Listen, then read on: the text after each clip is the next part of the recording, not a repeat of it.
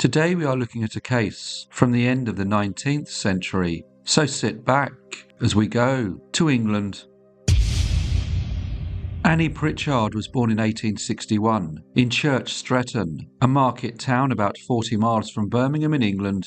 Her early life, however, was difficult, as her family often moved between rented homes. As she grew older, she suffered a series of personal losses. Both of her parents died, and not long after, her brother succumbed to consumption. In the midst of these hardships, Annie, as the eldest child, took on the main responsibilities within the family, supporting her surviving siblings. For a time, they lived on Highgate Road, in the Balsall Heath area of Birmingham, and next door to them lived the McRaes. Annie and her brothers and sisters got on well with the McRaes, and even after moving, they maintained close ties with their former neighbours. Among them was Andrew George McRae. He had been born in 1855, and in 1883 married a young lady named Harriet Williams. The families remained in frequent contact, and Annie often visited the McRae household. She and Harriet became close friends, sometimes spending hours singing together in the parlour. Annie was apparently engaged to a man named Guy Anderson, although none of her family had ever met him, and little was known about him beyond what Annie chose to share. However, after some time, she told them that he had left the area and broken off the engagement. This left her sister Lizzie quite surprised, and she wondered what could have caused him to have ended the relationship so abruptly, or if her sister had actually been engaged at all. By this time, Annie's visits to the McRaes had developed into something more than simple neighbourly acquaintance. Even after they had moved to Barrack Street, she continued to see Andrew McRae, meeting him privately whenever his wife Harriet was away. This growing intimacy did not go unnoticed. John Pritchard, one of Annie's brothers, confronted Andrew, accusing him of improper conduct with his sister. Andrew denied the allegation, insisting that nothing untoward was happening. In February 1892, Andrew McRae, who was by now the father of 2 young children, moved to the town of Northampton to work in his brother Edward's grocery business. Instead of bringing his wife and children with him, he left them behind in Birmingham and in their place asked Annie Pritchard to join him. Annie arrived in Northampton on the 22nd of March, and in order to hide the true reason for her leaving home, she told her family that she was travelling to Liverpool to marry her former fiancé Guy Anderson. Her brothers and sisters found this story quite odd, as none of them had ever met Mr. Anderson, but Annie offered a little more detail about her plans. She packed a large trunk and arranged to meet Harriet McRae at the station to say her goodbyes before leaving. When the day came, Harriet waited patiently on the platform, but Annie never arrived, an absence that seemed all the more strange, given how carefully she had planned her departure. Later, once she was in Northampton, and wanting to strengthen her claim about travelling to Liverpool, she arranged for a letter to be posted from Liverpool, so the postmark would support her story. Annie wrote that her husband's job was taking him to America, and that they would both be going to live in New York. Annie thought that if her family believed that she was going on a long journey, they would not suspect anything unusual if weeks passed before they heard from her. However, what Annie's family did not know was that she was 6 months pregnant. Mr. Andrew McRae and Miss Annie Pritchard took lodgings at 23 St. John Street, where they passed themselves off as Mr. and Mrs. Anderson.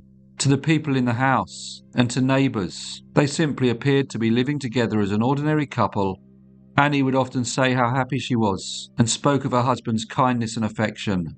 The two appeared to get on well, and nothing in their manner drew any particular attention. On the 23rd of June, a local midwife, Mrs. Sarah Pulley, was summoned to 23 St. John Street to attend to Mrs. Anderson, who had gone into labour. She found the expectant mother in need of routine assistance and helped deliver a healthy baby boy. Mrs. Pulley returned to the house a week later to check on the mother and child and found nothing to suggest any cause for concern. A month later, on the 20th of July, the couple left their lodgings with the baby, intending to move to a new address that was apparently better for Annie's health. Their belongings, however, did not accompany them, as at Mr. McRae's direction, everything was sent to the grocery warehouse. When the couple set out with their baby, they were joined for part of the way by a young lady named Miss Elizabeth Elliot, who helped to carry the child as far as Bridge Street. There, Mr. McRae told her that she need go no further, as he had to go to the post office, and they would ride the tram to their destination.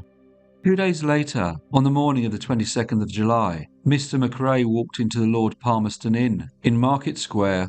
He looked like a troubled man. His clothes were creased, and it seemed as though he had not slept all night. When the landlord remarked on it, Mr. McRae said that his assistant did not arrive, and he had spent many hours washing bacon. The landlord gave a half-joking reply, saying that he looked like he had committed murder.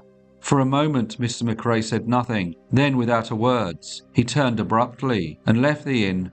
Later that day, he arrived alone at new lodgings in Derby Road. He carried with him several boxes that had all belonged to Annie, though he offered no explanation for them. The following day, he purchased a quantity of lime. Then on the 26th of July, he hired a horse and cart. People started to think it strange that no one had seen Annie or the baby, and when he was asked about her whereabouts, Mr. McRae would always reply that she had returned to Birmingham for a while in order to rest and improve her health. On Friday the 5th of August, a man named Charles Hadley was walking along the main road near the village of East Haddon when he noticed a strong and unpleasant smell. However, he could not see anything unusual from the roadside, so he continued on.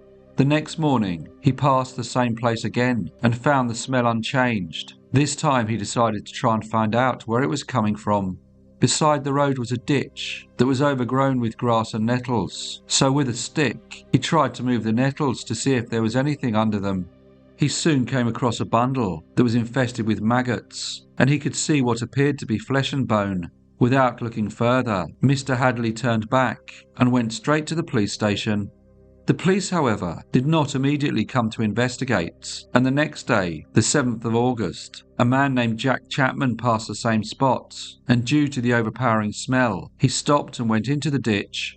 As he moved the long grass and nettles, he saw 2 legs, still clothed in stockings and a blue skirt. He immediately called his brother, who came down from the road to witness the grim discovery. They quickly informed the police, and when 2 officers were sent to the scene, the full extent of the discovery became clear. They found the remains of a headless and armless woman, dressed in a blouse, stockings, and curiously, 2 skirts, one striped and one green. She was wrapped in a sack, and written upon it were the words, McRae, Northampton. The clothing was badly torn and discoloured, and officers also noticed that lime clung to the fabric, and maggots had eaten much of the upper body away. When the remains were lifted from the ditch, what was left fell apart. A local surgeon, Mr. William Churchhouse, examined what was left of the body, though the hot weather and the use of lime had caused it to decompose rapidly. The head and most of both arms were missing, and from what remained, he estimated that the woman's height was around 5 feet 5 inches, but said it was impossible to determine how she had died. The police were struggling to identify the woman, so they focused on the sack with the name McRae, Northampton. They questioned Mr. Edward McRae, the owner of the grocery warehouse, but he said that even though that was one of his sacks, he knew nothing about a dead woman. He explained that numerous customers used these for deliveries, and added that he had recently sold some to a homeless man. The police concluded that there was no reason to suspect that Mr. Edward McRae had any connection to the crime.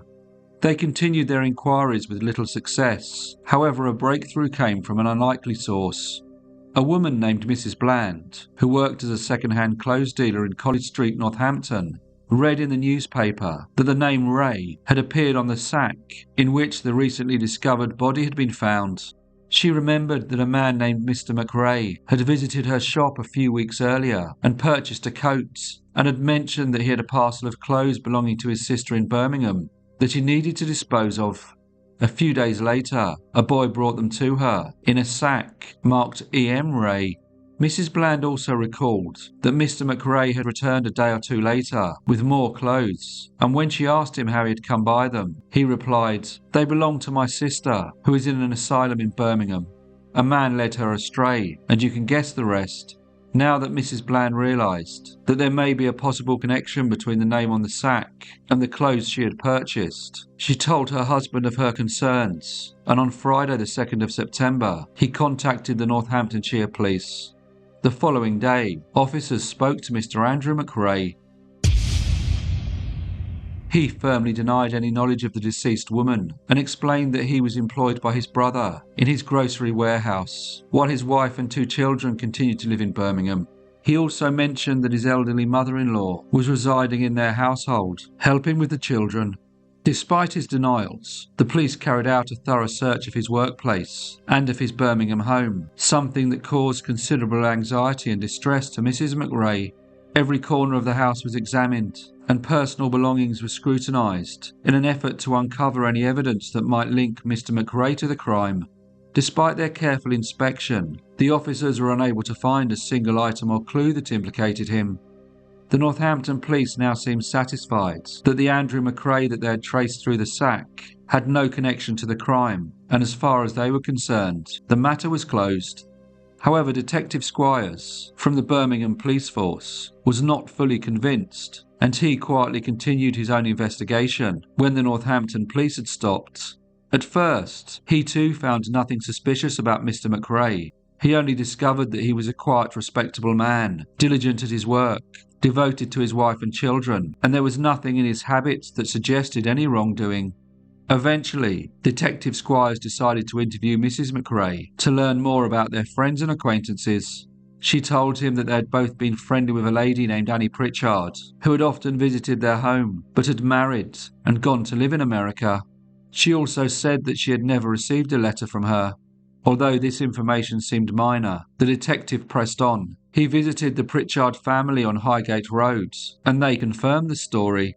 The detective, however, thought it quite odd that none of Annie Pritchard's siblings had ever met Mr. Anderson, and that she had travelled to Liverpool, then to America, at exactly the same time Mr. McRae had gone to live in Northampton. He asked if they had received any letters from their sister, which they confirmed that they had not. He reported his findings to the Northampton police, and following this, officers took the clothing previously purchased from Mr. McRae to Mrs. Bland and presented the items to Lizzie Pritchard, who immediately recognised the garments as her sister's. She confirmed that they all belonged to Annie. The police decided to again search the grocery warehouse, and this time they found fragments of bone. They also found knives and a bacon saw, and in a copper boiler were traces of brown human hair, matching the colour of Annie's. Following this, Mr. Andrew McRae was arrested and charged with murder. Speculation, however, still continued. There were claims that the alleged victim, Miss Annie Pritchard, might actually still be alive, and rumours circulated that friends of Mr. McRae intended to produce her at his impending trial.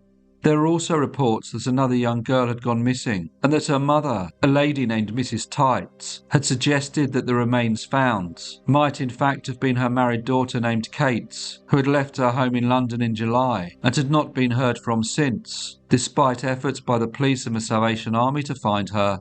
It was reported that the day after the body thought to be Annie was discovered, passengers on a train found a sack marked E.M. Ray, which had apparently been left in a carriage by mistake. The railway company sent the bag to Northampton, where it was collected by a soldier who signed for it in the name of E.M. Ray. Some believe that this meant that Annie was still alive, and that the body in the ditch was actually Mrs. Tights' missing daughter. Although the Northampton police rejected the idea, public curiosity continued, and many wondered if it could be true. In early October, however, Mrs. Tights' daughter was found alive and well, putting the matter to rest. The trial of Mr. Andrew McRae began in Northampton on Thursday the 17th of November 1892, but had to be adjourned when a member of the jury failed to return to court. The trial then got underway again on the 20th of December. A large crowd gathered outside the county hall well before the start of the proceedings, but only those with tickets were admitted. Those who could not secure a ticket stayed outside near the doors, hoping to be able to get news of what was happening inside. Public feeling ran high, and many were angered that Mr. McRae would only be tried for the murder of Annie Pritchard, with no reference at all to the missing baby. The prosecution was represented by Mr. Buzzard and Mr. Ryland Adkins, while Mr. McRae was defended by Mr. Attenborough and Mr. E. Hemmond Chambers. It was noted that Mr. McRae appeared in court noticeably thinner and more fatigued than usual, but he looked composed as the trial began. When asked how he pleaded, he replied, "Not guilty." The prosecution stated that he had deliberately killed Miss Annie Pritchard and their infant son, setting fire to the child's body to destroy the evidence. They claimed that Annie's body had proved too difficult to burn fully, so he instead removed the head and arms and then hired a pony and trap to transport the remains to a remote patch of wasteland. Following this, they alleged that he sold off her clothes and other personal belongings. The defence offered a different explanation, suggesting that the crime could have been committed by a vagrant who had recently purchased some sacks from Edward McRae, and that the body discovered might not even be Annie's. According to the defence, Annie was pregnant, and the father of her child was a man named Guy Anderson, who had initially agreed to marry her, but had not done so, and rather than bring dishonour on her family, she went into hiding in Northampton, assisted by Mr. McRae. They claimed Mr. Anderson finally arrived, and then married Annie, and took her and the baby to America. The defence stated that since Annie had left many of her belongings behind, she had instructed Mr. McRae to sell them. They said that he was happy to do this, as he wanted to keep this all secret from his wife, and to avoid any compromising association with Miss Pritchard.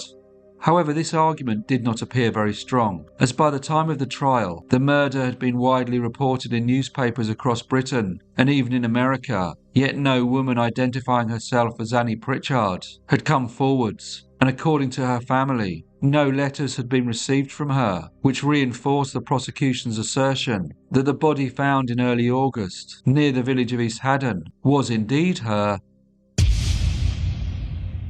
Many witnesses testified, including Miss Lizzie Pritchard, the sister of Annie. She told the court that she had last seen her sister on March the 21st or 2nd, when she announced to the family that she was going to Liverpool to get married. She added that later she received a letter informing her that she was going to America due to her husband's work. She said that her family knew Andrew McRae and that her sister was on friendly terms with both him and his wife, and often went to their home. Looking at the items presented in court, she stated that the two skirts found with the body matched exactly those owned by her sister. She also identified a grey dress belonging to Annie, noting that she had personally seen her sew the trimmings onto it. A lady named Mrs. Harriet Burrell also testified. She was presented with a photograph of Annie Pritchard and said that she recognised her as the woman who posed as Mr. McRae's wife, known as Mrs. Anderson. She explained that the couple had taken lodgings at Mrs. Thornton's on St. John's Street in Northampton at the end of last March and given their names as Mr. and Mrs. Anderson. She said that following Mrs. Thornton's death, the couple moved next door to Mrs. Pilkington's, and that on the 20th of July, the man, woman and baby left, and she never saw them again. When shown the two skirts found on the body, she confirmed that they had belonged to the woman, adding that she had worn one of them on the first day she dressed after her confinement, following the birth of her baby. Another witness, Sarah Pulley, a midwife aged 58, stated that on the 23rd of June, she was sent to attend a woman at number 23 St. John Street. She was shown a photograph of Miss Pritchard and confirmed that that was the woman who she attended. Mrs. Pulley explained that Mr. McRae had introduced himself and the woman as Mr. and Mrs. Anderson. She said that she assisted with the birth and continued to care for the woman over the following few days. Interestingly, she recalled that on the 2nd of July, Mr. McRae called at her house to return a syringe. She said that he seemed surprised that she did not recognise him, and he said, "I'm Mr. Mac," but immediately corrected himself and said, "I'm Mr. Anderson." Mrs. Louisa Bland, who had purchased the clothing from Mr. McRae, also gave testimony. Several additional witnesses were called, each adding further details to the case and helping to establish the movements and identities of those involved. The bone fragments and strands of human hair that had been recovered from the warehouse were also presented as evidence, though the defence disputed their significance. Medical evidence confirmed that the body had been dismembered, and Dr. Robert Mulligan further testified that the bones found nearby were human and bore marks indicating they had been sawn. The trial concluded on the 26th of December, and Mr. Justice Kennedy did his summing up. He told the jury that the case relied on circumstantial evidence, and that they must consider each fact carefully and ensure that their conclusions are logically followed from the evidence. The verdict, he said, could only be guilty or not guilty. There was no not proven option. He stressed that a not guilty verdict did not mean that they had no suspicion, only that the evidence was insufficient to convict. He stressed that to find the prisoner guilty of murdering Annie Pritchard, the jury had to be convinced of several points.